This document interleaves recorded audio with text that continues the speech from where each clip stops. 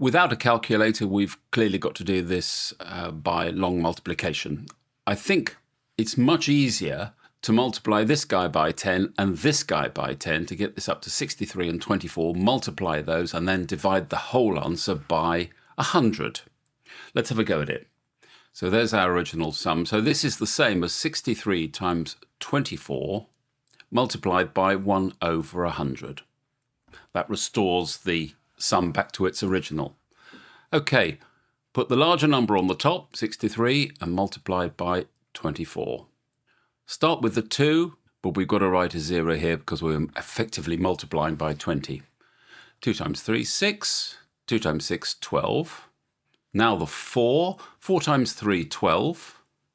Carry 1. 4 times 6, 24. 25 goes under here. Add these up and get 2, 1, 5, 1, 5, 1, 2.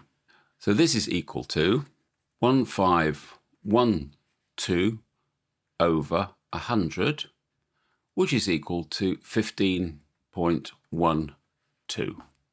And that's the answer.